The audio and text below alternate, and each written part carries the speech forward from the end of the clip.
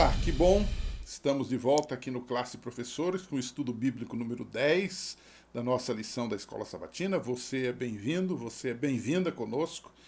Esse é um programa voluntário de estudo da Palavra de Deus.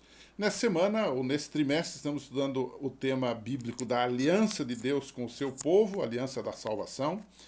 E nesta lição nós entramos na nova aliança. Vamos ter um estudo sobre aquilo que a Bíblia chama de nova aliança, ou superior aliança, no dizer do livro de Hebreus. Será que essa aliança é realmente nova? Ou seria ela uma espécie de confirmação de todas as outras? Então esse é o primeiro tópico que surge. Por que ela é chamada de uma nova aliança? A gente tem que lembrar que a aliança nova não surge no que hoje conhecemos como Novo Testamento, uma divisão da Bíblia. Ela surge, na verdade, no Velho Testamento. E aí a gente já começa a pensar uma coisa. Ela é nova no sentido de ser algo mais amplo, mas não é nova no sentido histórico, porque a aliança de Deus sempre foi a mesma com o seu povo. Jeremias 31, versos 31 a 34, depois você pode conferir na sua Bíblia, Deus promete escrever a sua lei dentro do coração do povo. E é nesse sentido que a aliança seria nova. Algo intimamente ligado, uma ligação íntima do povo com Deus. Ou seja, na verdade, Deus era o mesmo. As leis de Deus eram as mesmas. Então essa aliança ela não é totalmente nova, mas ela é uma aliança renovada, confirmada. Agora não mais com o sangue de bodes, de touros, de ovelhas, mas com o sangue do próprio Jesus. Então, o problema das alianças, que alguns dizem que passaram, é que esse problema nunca esteve com a pessoa de Deus. Deus sempre cumpriu a sua parte, então a aliança para Deus é uma só. O problema estava com o povo que desobedeceu, não compreendeu e quebrou esta aliança com Deus. Né? O livro de Jeremias diz que eles quebraram a minha aliança, apesar de eu ser o Senhor deles. Jeremias 31, verso 32. O povo desobedeceu a lei pecando. Então o problema da antiga aliança não estava com Deus, mas estava com o desobediente povo que não cumpriu a lei pela fé. Né? Hebreus capítulo 4, verso 2 diz que a aliança não foi acompanhada de fé. Esse foi o problema. Por aqueles que a ouviram, não da parte de Deus. Então, na verdade, o que acontece é que Deus foi adaptando essa aliança até chegar no que chamamos de uma nova aliança, agora em Jesus, onde a lei devia estar no coração humano e não apenas em tábuas de pedra. Jesus, inclusive, enfatizou esse aspecto interno da lei, que eu chamo, intimista da lei, né? Em Mateus 5, a partir do verso 17, né? Onde ele começa no verso 17 de Mateus 5, dizendo o seguinte, que eu não vim aqui para destruir a lei ou os profetas. Ou, em outras palavras, eu não vim aqui para acabar com o Velho Testamento. Não, tudo aquilo lá é importante, tudo aquilo lá é mandamento de Deus. O que nós não devemos fazer daquilo lá é aquilo que claramente a Bíblia diz que eram rudimentos, que eram ordenanças, que eram cerimônias, como, por exemplo, as cerimônias do santuário terrestre, matando animais, derramando sangue de animais, porque aquele sangue, aqueles animais que morriam, apontavam para o verdadeiro Cordeiro de Deus que tira o pecado do mundo, que é Jesus Cristo. Mas as demais coisas continuam em vigência para nós. Então, essa questão da aliança, ela não é nova, mas ela é uma confirmação da antiga pela ação divina. E aí vem uma questão que precisamos conversar um pouquinho. Com quem esta aliança nova seria feita? Seria só com Israel literal, sanguíneo, né? O povo que tinha o sangue de israelita? Essa aliança, na verdade, a Bíblia dá a ideia, e ela afirma, melhor dizendo, que ela seria com todos os que crescem. O assunto agora passou, na nova aliança, de sangue, de nação, para uma questão de fé, uma questão de entrega. A oferta era para todos, inclusive para os estrangeiros.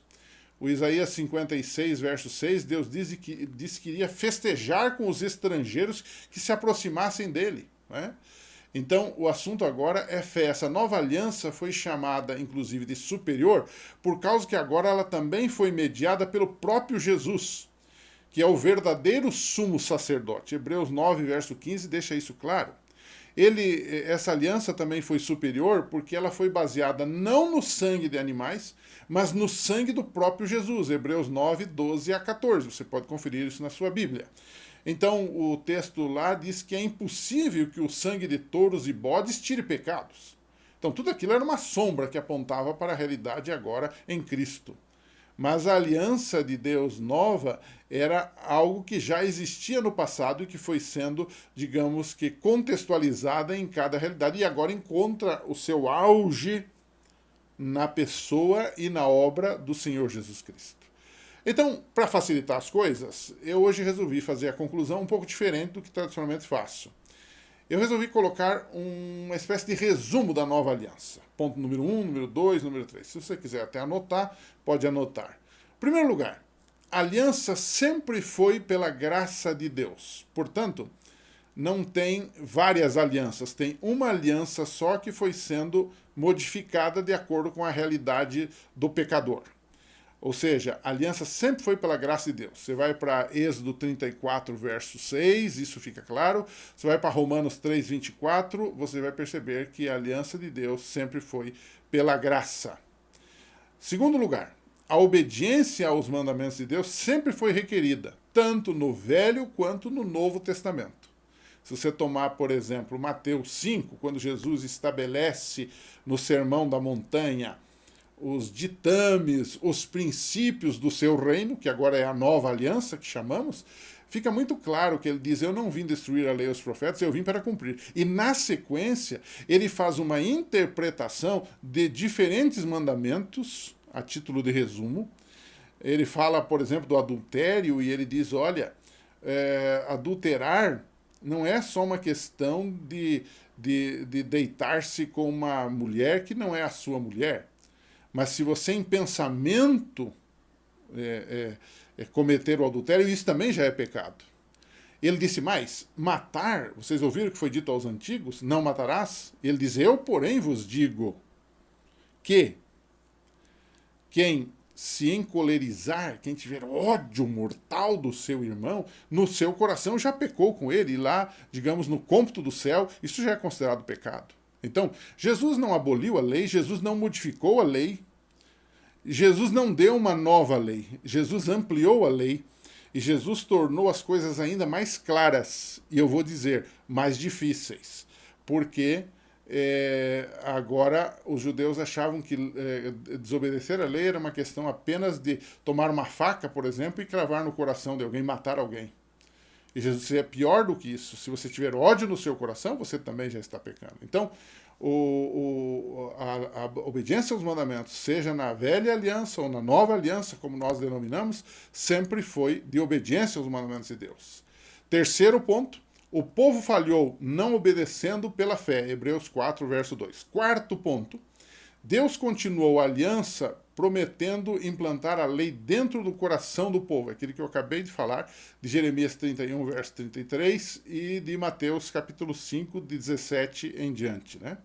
Em quinto lugar, Jesus é o verdadeiro mediador desta nova aliança no seu sangue, segundo Hebreus capítulo 9. Eu espero que com isso você tenha entendido essa questão do que é a nova aliança, como ela foi ratificada por Deus e nós hoje vivemos em função dela. Que Deus abençoe. Na semana que vem a gente volta com uma nova lição, com um novo tema, e que Deus esteja com você durante todo o tempo. Um abraço e até lá.